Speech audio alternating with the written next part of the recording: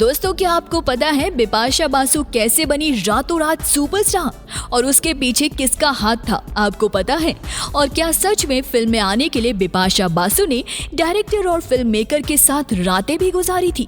आज के इस वीडियो में हम आपको बॉलीवुड अभिनेत्री बिपाशा बासु के ऐसे सच के बारे में बताने वाले हैं जिसके बारे में आपको शायद नहीं पता होगा।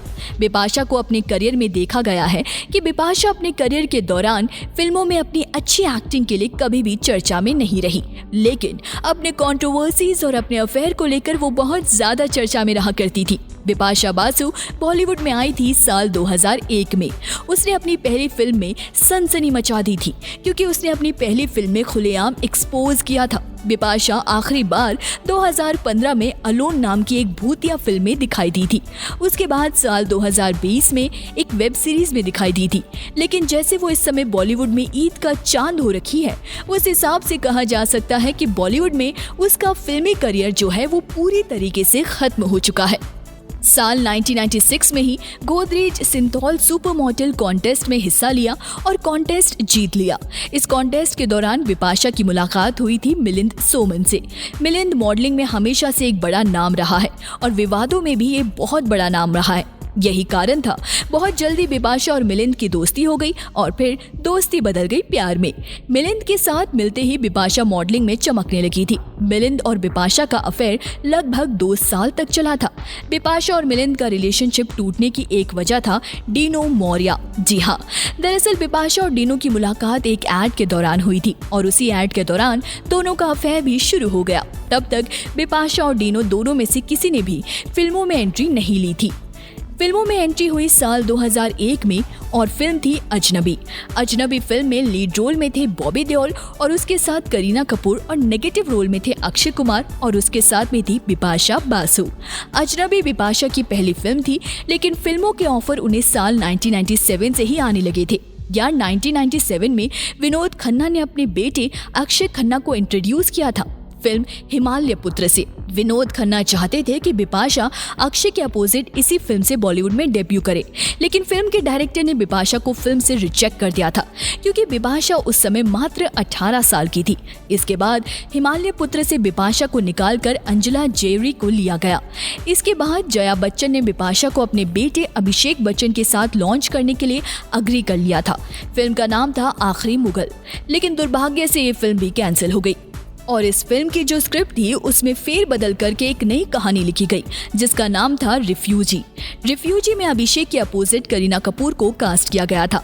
हालांकि बिपाशा को रिफ्यूजी में ही सुनील शेट्टी के अपोजिट कास्ट किया जा रहा था, लेकिन पिछली 2 बार के रिजेक्शन के चलते इस बार बिपाशा ने ही उस रोल को करने से मना कर दिया था।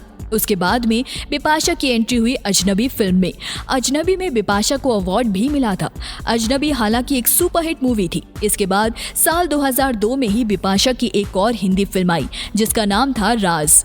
इसके बाद इसी साल 2002 में बिपाशा ने 5 और फिल्मों में काम किया, लेकिन उनमें से किसी भी फिल्म में राज जैसी सफलता नहीं मिली। इसके बाद अगली सफलता मिली 2003 में, जब फिल्म जिस्म में जॉन अब्राहम के साथ इसने लीड रोल प्ले किया था। लेकिन इस फिल्म की सफलता के बाद बिपाशा ने एक के बाद एक सारी फिल्में फ्लॉप थी, लेकिन जिस्म के दौरान बिपाशा का अफेयर जॉन अब्राहम के साथ में शुरू हो गया था। जॉन का बिपाशा के साथ सबसे लंबा अफेयर चला था। साल 2008 में बिपाशा ने सैफ अली खान के साथ एक फिल्म की थी। इसका नाम था रेस। इस मूवी के दौरान सैफ और बिपाशा की नजदीकियों की काफी चर्चा भी हुई थी। हालांकि इस फिल्म के दौरान बिपाशा जॉन के साथ में रिलेशनशिप में थी, लेकिन फिर भी इन दोनों का नाम मीडिया में काफी ज्यादा चर्चा का विषय बना रहा था।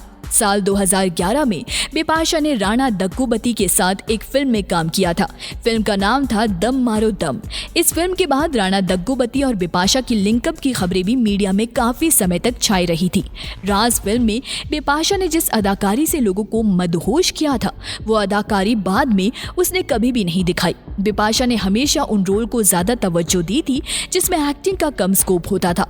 बीच बीच में 2-4 साल में बिपाशा की कुछ फिल्में हिट जरूर होती थी, लेकिन उसमें बिपाशा का करियर को कुछ ही ज्यादा फायदा नहीं हुआ। साल 2005 में नो एंट्री, 2006 में फिर हेरा फेरी, ओमकारा और धूम 2, 2008 में रेस, 2009 में ऑल द बेस्ट, ये सारी फिल्में सफल तो हुई, लेकिन ये सभी फिल्में मल्टी स्टारर फिल्में थी जिसमें बिपाशा को कोई खास फायदा नहीं हुआ। 2014 में ही बिपाशा को एक और कंट्रोवर्सी का सामना करना पड़ा था, जब बिपाशा और अमीषा पटेल ने एक मैगजीन के लिए बहुत ज्यादा बोल्ड फोटो शूट करवाए थे। पहले करीना के साथ में किसिंग फोटोज और फिर उसके बाद अमीषा पटेल के साथ में बोल्ड फोटो शूट में लिमिट क्रॉस करना। उस दौरान मीडिया में ये चर्चा होने लगी थी कि बिपाशा लेस्बियन है। इस तरह की अफवाहें काफी ज्यादा चर्चा में रही थी। बिपाशा और अमीषा इवेंट्स में और पार्टीज में सेम ड्रेस में दिखाई देती थी और सेम इवेंट्स और पार्टी में वो ड्रेस पहनकर एक ही समय पर साथ में दिखाई देते थे। तब वो यही कहा जाता था कि ये दोनों रिलेशनशिप में है। बात अगर करियर की जाए तो 2009 में ऑल द बेस्ट जो मल्टी स्टारर मूवी थी वो आखिरी इनकी सफल मूवी थी। इसके बाद बिपाशा ने जितनी भी फिल्म की वो सारी की सारी फ्लॉप थी। 2015 के बाद बिपाशा फिल्मों से पूरी तरह से गायब हो गई। अप्रैल 2016 में उसने अपनी लेटेस्ट और शादीशुदा बॉयफ्रेंड करण सिंह ग्रोवर से शादी कर ली। इस शादी में भी बिपाशा एक वजह से चर्चाओं में आ गई थी। दरअसल बिपाशा की शादी के दौरान मीडिया में ये खबर चलने लगी थी कि सलमान खान ने बिपाशा को शादी के गिफ्ट में 10 करोड़ का एक फ्लैट गिफ्ट किया है। बिपाशा के 14 साल के करियर में मुश्किल से 7 या 8 फिल्में ही सफल रही है, जिसमें से राज और जिस्म एक ऐसी अकेली फिल्म थी जिसमें बिपाशा ने लीड रोल प्ले किया था, वरना बाकी की सभी फिल्में मल्टी स्टारर फिल्म थी। लेकिन इसके बावजूद उसे 2015 तक लगातार फिल्में मिलती रही। बिपाशा पर लेस्बियन होने का आरोप लगा तो कभी पैसों के बदले रात गुजारने का। बिपाशा अपनी फिल्मों में खुलेआम एक्सपोज कर देती है। अगर यूँ कहा जाए तो उसे एक्सपोज करने के लिए ही फिल्मों में लिया जाता था, तो ये बात भी गलत नहीं होगी। बिपाशा ने प्राइवेट पार्टीज और इवेंट्स में परफॉर्म करने के लिए भी कभी भी परहेज नहीं किया। वो अपने फिल्मी करियर के दौरान प्राइवेट पार्टीज में खुलेआम परफॉर्म किया करती थी और उसके बदले में उसे मोटी रकम भी दी जाती थी। बिपाशा बासु आज हैप्पी मैरिड लाइफ जी रही है और भगवान करे हमेशा वो खुश रहे। लेकिन दोस्तों, बिपाशा बासु की जर्नी के बारे में आपका क्या कहना है? कमेंट करके बताइए।